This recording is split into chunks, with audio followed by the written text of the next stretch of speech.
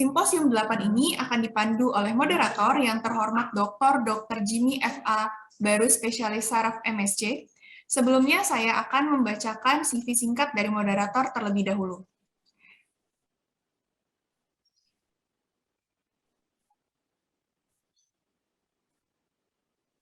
Baiklah, Dr. Jimmy F.A. Baru, MSc SPS, lahir di Kabanjahe 16 Januari.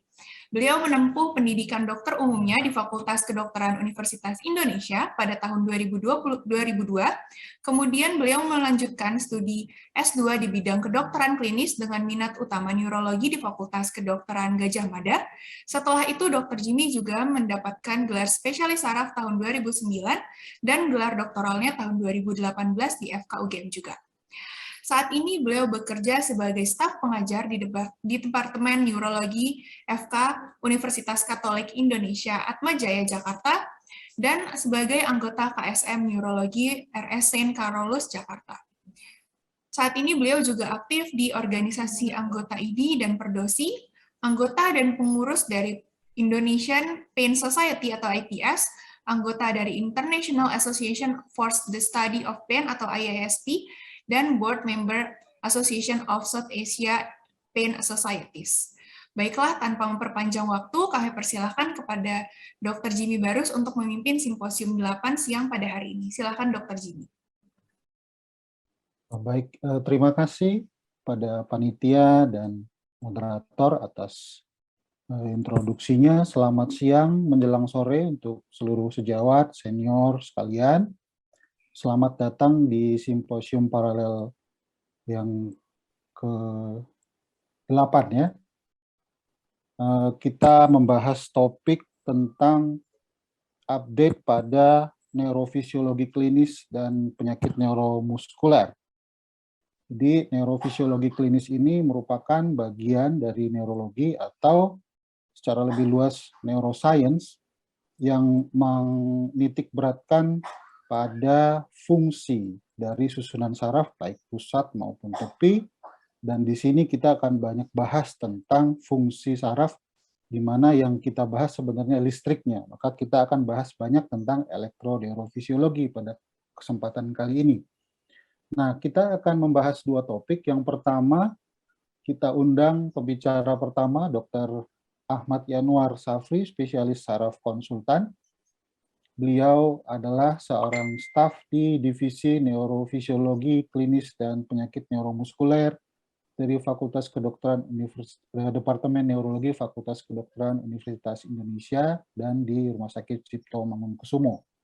Beliau menyelesaikan pendidikan dokternya dari Fakultas Kedokteran Universitas Indonesia, lalu juga menyelesaikan pendidikan spesialis saraf di FKUI juga, dan juga beliau sudah banyak mengikuti berbagai pelatihan dan pendidikan tambahan dalam kaitan dengan ilmu neurofisiologi klinis ini, baik di dalam maupun di luar negeri.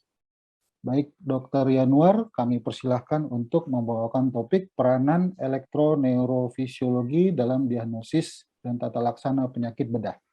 Silahkan, Dok.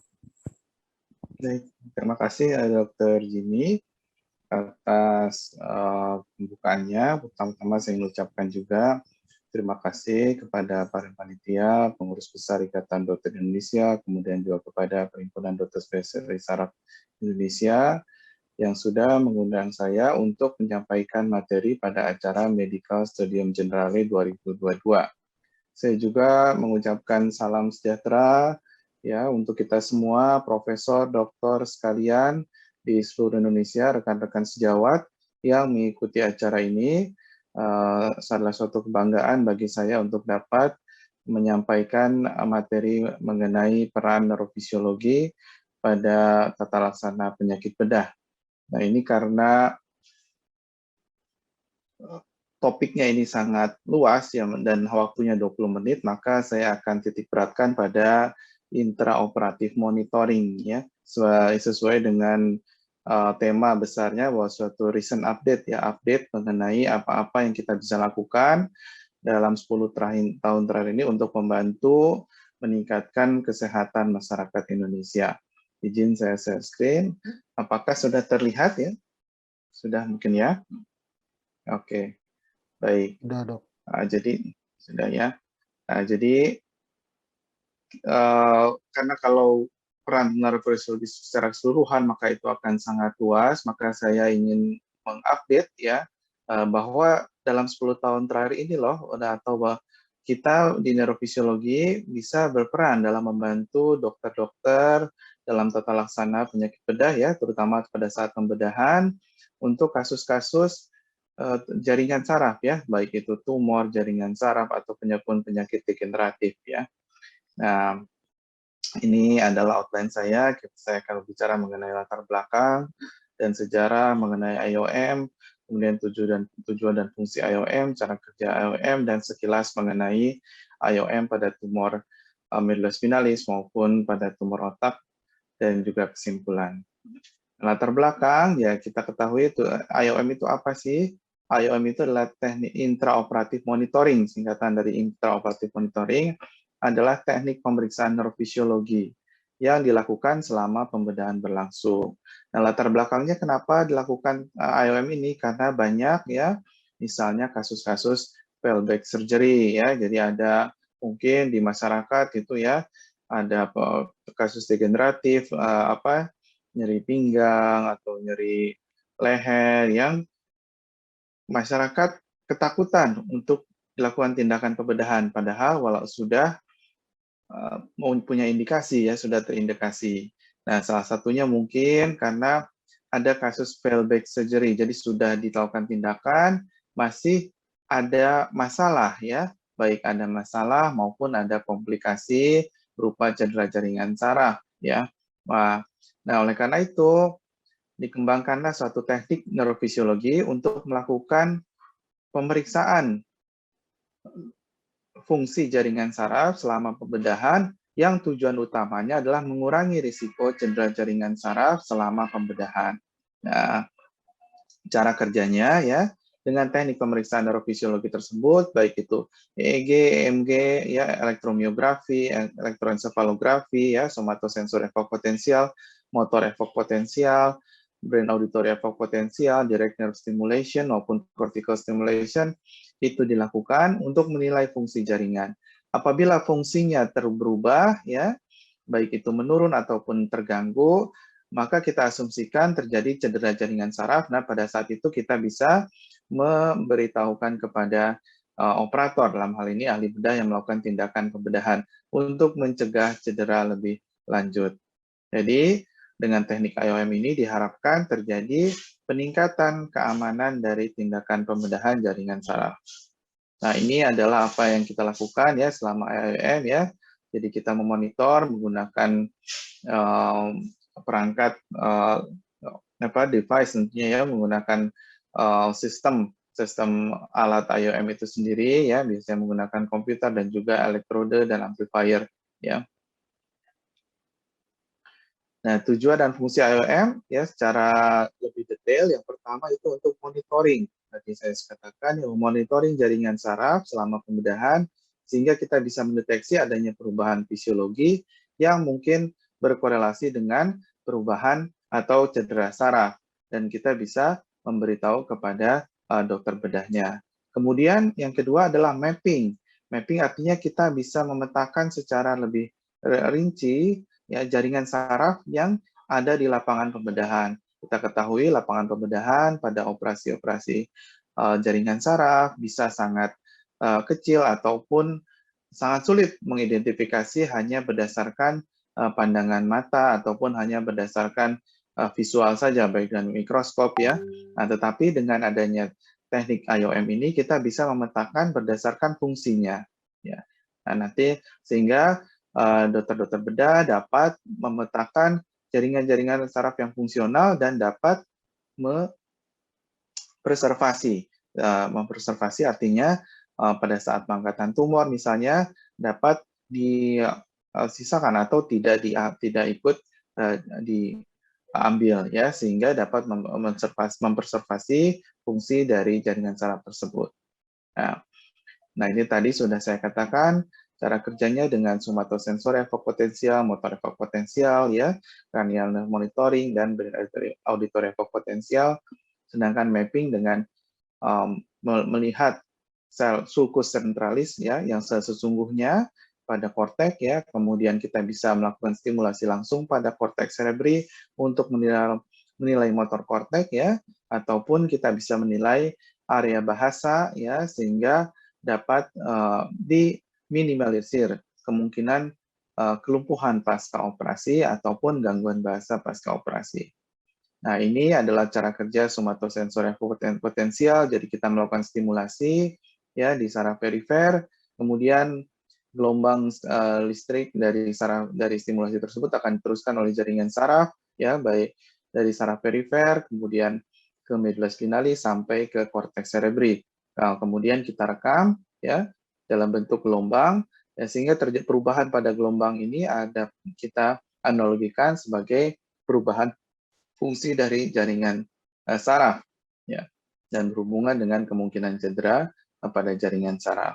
Nah, kemudian juga bisa dari tungkai ya, kita stimulasi dari saraf perifer, kemudian simulasi tersebut akan dibawa oleh nervus sampai ke medula spinalis ya, kalau jaringan sistem saraf ya, ke medula spinalis sampai ke batang otak sampai ke korteks ya, dan akan direkam. Bentuk rekamannya berupa gelombang-gelombang yang sudah kita bisa identifikasi, dan apabila terjadi perubahan pada gelombang-gelombang tersebut merupakan suatu tanda terjadinya penurunan fungsi jaringan saraf. Nah, ini dalam kenyataannya ini bentuk gelombangnya ya. Jadi setiap detik atau setiap selama pembedahan itu kita rekam ya, ada waktunya ya. Baik itu untuk gelombang di tangan maupun yang berasal dari stimulasi saraf tangan maupun saraf kaki ya. Kemudian kita rekam di korteks ya. Nah, kita lihat di sini bisa terjadi perubahan ya, amplitudo gelombangnya bisa berubah dan menunjukkan perubahan fungsi jaringan saraf. Nah, ini kita bisa memberitahukan dengan cepat kepada dokter bedahnya. Nah, ini contoh gelombangnya ya, hasil dari perekaman tadi SSEP ya. Kemudian kita juga bisa menilai jaras motorik ya untuk mencegah kelumpuhan. Nah, tadi SSEP banyak digunakan pada operasi-operasi tulang belakang maupun medula spinalis. Nah, ini juga motor potensial kita stimulasi di korteks motorik, kemudian kita rekam pada otot ya. Nah, tentunya sebelum sampai ke otot dia akan melewati jaringan saraf baik itu batang otak, medula spinalis ya, atau maupun saraf perifer. Nah, sehingga apabila terjadi perubahan dari gelombang motor potensial ini, itu berkorelasi dengan terjadinya gangguan pada jaras motorik dari mulai korteks sampai dengan medula spinalis. Nah, ini juga banyak digunakan untuk menilai ya fungsi medula spinalis ya selama pembedahan tulang belakang ataupun pembedahan medula spinalis ya. Nah, ini contohnya ya, kita stimulasi di korteks, kemudian kita rekam pada tangan dan kaki ya. Nah, ini adalah bentuk gelombang rekamannya. Nah, apabila terjadi perubahan fungsi dari gelombang ini, kita lihat ini ada beberapa rekaman ya sesuai dengan waktu operasinya. Jadi ini dilakukan beberapa kali selama operasi sesuai dengan kebutuhan. Nah, kita juga bisa, pada operasi tulang belakang biasanya kita melakukan instrumentasi ya, instrumentasi dengan skru misalnya ya, yang bisa mencederai radiks ya. Nah, kita bisa menilai kemungkinan cedera radiks pada operasi tulang belakang tersebut ya, dengan menstimulasi skrunya ya. Apabila skru ini dekat dengan radik, maka akan timbul gelombang listrik ya. Nah, sehingga kita bisa memberitahukan bahwa daerah tempat pemasangan skru ini tidak adekuat, tidak intak ya, sehingga bisa terjadi iritasi radik pasca pembedahan. Nah, ini sangat penting misalnya pada pembedahan tulang belakang pada penyakit degeneratif. Nah, ini yang sudah kita lakukan ya, sebelum pandemi kita sudah melakukan 194 kasus ya, kebanyakan adalah skoliosis ya, kemudian pembedahan tulang belakang yang lain ya, kemudian pembedahan tumor di medula spinalis ya, dan juga pembedahan yang lain. Ya, nah ini ini pembedahan tulang belakang itu bisa kasusnya spondylitis TB, proses degeneratif, spina bifida, trauma, skoliosis maupun kifosis. Ya. Dan juga untuk tumor selain itu tumor medula spinalis ya, pada tumor extramedula dan intramedula. Nah, ini pada masa pandemi ya tetap dilakukan ya walaupun terjadi penurunan jumlah kasus. Nah, ini selama masa pandemi ya kebanyakan ada operasi servikal ya, proses degeneratif pada servikal ya, dan operasi-operasi yang lain. Nah, ini kita juga sudah melakukan publikasi ya, salah satu contohnya ini suatu laporan kasus ya bahwa algam ini pada pasien ini adalah fraktur ya, fraktur kompresi ya, kemudian dilakukan instrumentasi untuk memperbaiki ya, nah terjadi perubahan IOM ya, perubahan global SSCP pada saat pemasangan skru. Nah, setelah kita beritahukan kepada dokter bedahnya, kemudian dilakukan koreksi ya, dan hasilnya pasiennya tidak mengalami kelemahan. Nah, ini juga ada kasus menarik, ini pasien skoliosis, kemudian dilakukan instrumentasi ya, dan ternyata gelombang SSCP-nya menurun ya pada saat operasi. Nah, ternyata pada saat operasi terjadi komplikasi ya, komplikasi kardiovaskular di otaknya ya, dan itu juga karena tadi gelombang SSCP melewati kortikal, itu juga ditangkap oleh SSCP, dan kita beritahukan kepada dokter bedahnya, dan pasiennya ya dapat pulih kembali ya, ini pasiennya dapat pulih kembali setelah kejadian tersebut ya.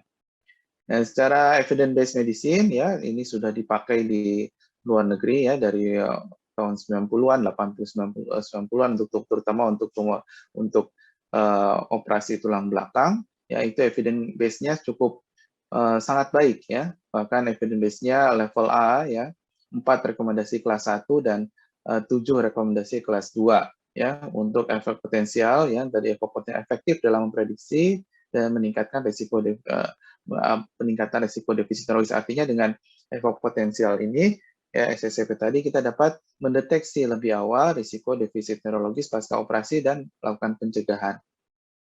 Ya. Nah, ini juga defisit. Jadi rekomendasi kelas 1 bahwa betul dia dapat mendeteksi apabila terjadi kemungkinan cedera medula spinalis atau kemungkinan cedera yang mengakibatkan paraparesis, paraplegia atau quadriplegia pasca operasi. Ya. Nah, dan juga apabila selama pemantauan tidak ditemukan adanya perubahan efek potensial maupun motor efek potensial tadi, ya maka tidak ditemukan defisit neurologis setelah pasiennya selesai operasi. Jadi untuk untuk operasi tulang belakang maupun operasi medula spinalis, level evidence-nya untuk intraoperatif monitoring ini cukup tinggi, ya kelas 1 direkomendasikan untuk dilakukan berdasarkan randomized control trial ya, bahwa bermanfaat secara evidence-based. Nah, kemudian untuk tumor otak ya kita bisa lakukan direct nerve stimulation. Jadi kita bisa mencari misalkan saraf kranial ya, area untuk operasi misalnya tumor di batang otak itu sangat kecil ya, dan juga strukturnya dokter-dokter karena bedah saraf pasti kadang-kadang sudah hafal benar letak-letaknya, tetapi kadang-kadang dengan area yang sempit ya perlu juga identifikasi dengan pemeriksaan neurofisiologi ini untuk memastikan ya itu dengan dilakukan dengan direct nerve stimulation atau dengan untuk area otak ya cortex cerebri ya, kita tahu ada bermacam-macam virus yang mempunyai fungsi masing-masing ya, tetapi pada saat operasi ya mungkin tidak sesederhana itu atau tidak semudah itu untuk mendapatkan misalnya korteks motorik ya atau area bahasa, sehingga perlu kita mapping, kita pastikan tempatnya memang benar. Nah, ini kita bisa lakukan ya dengan direct nerve stimulation ya, misalnya jadi kalau terkena jaringan sarafnya teriritasi selama pembedahan, maka dia akan menimbulkan gambaran burst ya, gambaran gambaran gelombang EMG dengan frekuensi yang sangat tinggi dan sifatnya muncul tiba-tiba atau burst ya. Nah, kemudian kita bisa stimulasi ya, misalnya ini jaringan jaringan ini misalnya tumor di cauda equina ya, misalnya atau di cauda equina, kita mau tahu jaringan yang betul-betul jaringan saraf yang fisiologis yang mempunyai peran itu yang mana ya di antara semua jaringan ini kan hampir sama semua nih kelihatannya, warnanya putih sama semua ya. Dokter bedahnya kira-kira butuh reseksi, tapi ini mana nih, ini saraf atau bukan? Nah, kita bisa mengetahui dengan melakukan direct nerve stimulation, kita stimulasi lem sarafnya dan akan muncul gelombang respon seperti ini. Ya, sehingga dokter saraf bisa mengidentifikasi saraf betul-betul yang fungsional dan bisa membuang atau bisa menyingkirkan yang tidak fungsional.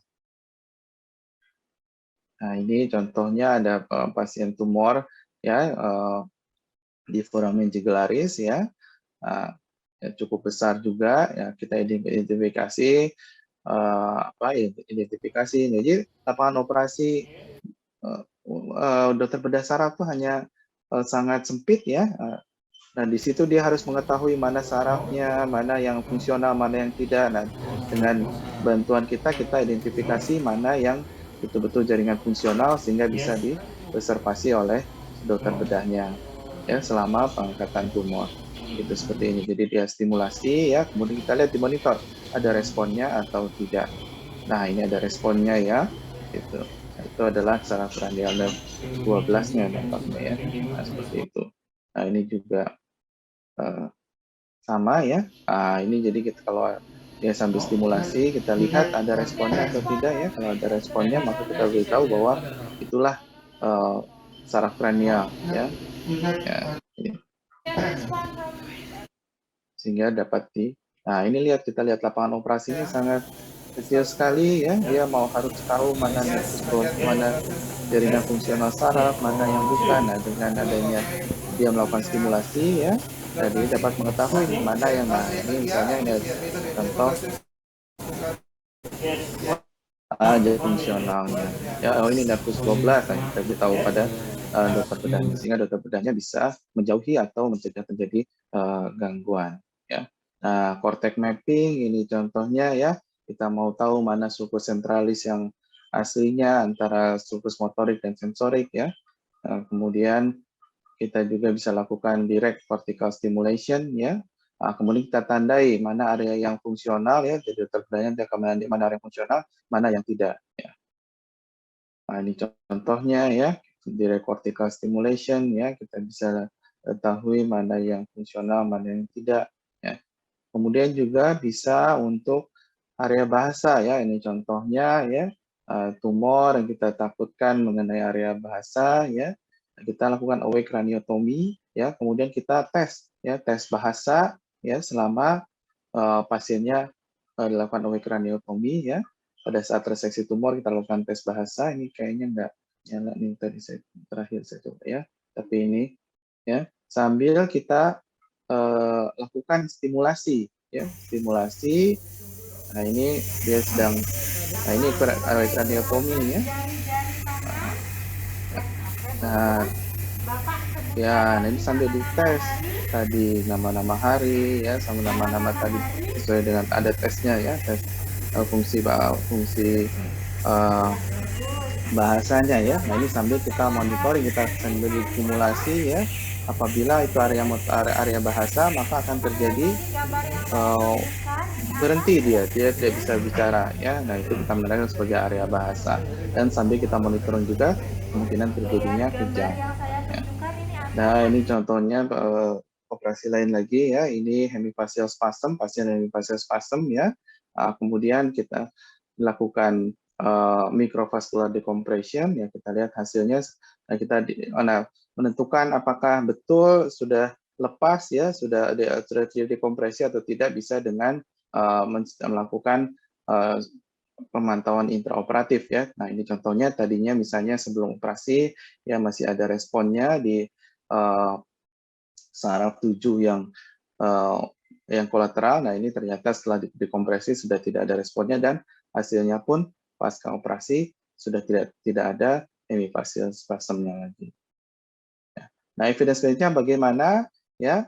Evidence base-nya dikatakan bahwa penggunaan IOM ya, ini tahun 2008 sudah lama juga ya, dapat meningkatkan keamanan dan efektivitas dari reseksi glioma ya. Dan kita lihat bahwa reseksi total itu sekitar grade 4 sekitar 59,6% ya. Nah, kemudian juga setelah bisa terjadi defisit setelah operasi, namun lama-kelamaan defisit itu akan membaik. Artinya transien, kalaupun ada defisit maka itu sifatnya transien dibandingkan dengan tidak dilakukan IOM, angkanya lebih besar ya. Nah, jadi kemudian juga kraniotomi ini ternyata waktu bedah, waktu lama rawat inap dan defisit post-op-nya dibandingkan yang anestesi umum itu jauh lebih kecil yang defisit post-operatifnya dengan AW kraniotomi. Karena tadi dilakukan intraoperatif monitoring, kemudian kita observasi fungsi bahasanya. Ya, ini jadi ini tadi ya, ini total ya AW kraniotomi ya dengan IMRI ya, didapatkan bahwa bisa terjadi defisit neurologis ya, tetapi dibandingkan tidak menggunakan IOM maka defisit neurologisnya jauh lebih besar. Ya. Ya, ini ya, jadi kelompok jadi kalau menggunakan IOM itu kelompok parasisnya lebih sedikit dibandingkan tanpa menggunakan IOM ya, dengan motor potensial. Nah, hambatan penggunaan IOM ini apa? Ya, yang pertama pasti sumber daya di kita ya, baik itu sumber daya mesinnya, kemudian bahan habis pakainya, neurofisiologisnya, dan yang paling penting mungkin belum dijamin oleh Jaminan Pelayanan Kesehatan Nasional. Ya, dan ini sudah kita ajukan oleh Perdosi ya, sebagai health technology assessment ke Kemenkes tiap tahun, namun belum mendapatkan approval untuk sebagai dimasukkan dalam Jaminan Pelayanan Kesehatan Nasional. Padahal sangat bermanfaat bagi pasien-pasien kita untuk meningkatkan derajat kesehatan pasien-pasien kita pasca pembedahan. Nah, jadi kesimpulan, IOM merupakan teknik neurofisiologi untuk mengevaluasi status fungsional sistem saraf ketika pembedahan. Nah, perubahan pada metode IOM evopotensial maupun motor evopotensial mempunyai evidence yang kuat dalam menilai risiko defisit neurologi durante operasi dan mencegah cedera saat pembedahan. Penggunaan IOM pada operasi tumor otak memiliki banyak manfaat, yaitu mengurangi dan memprediksi risiko defisit neurologis, mengurangi waktu bedah, dan mengurangi waktu rawat inap dengan meningkatkan hasil reseksi total yang baik. Namun, sumber daya yang dibutuhkan di Indonesia masih kurang memadai dan memerlukan dukungan dari Jaminan Kesehatan Nasional. Semoga dapat membuka wawasan Profesor Dokter sekalian dalam pemanfaatan neurofisiologi dalam bidang pembedahan. Terima kasih. Ini adalah tim neurofisiologi di FKWRSCM, ada Dr. Manfaluti, ada Dr. Fitri, ada Dr. Astri, ada Dr. Ari, ya, saya sendiri, Dr. Kiki, dan Dr. Fadli. Ya, ini ada asisten kami, Dr. Intan. Terima kasih. Assalamualaikum warahmatullahi wabarakatuh.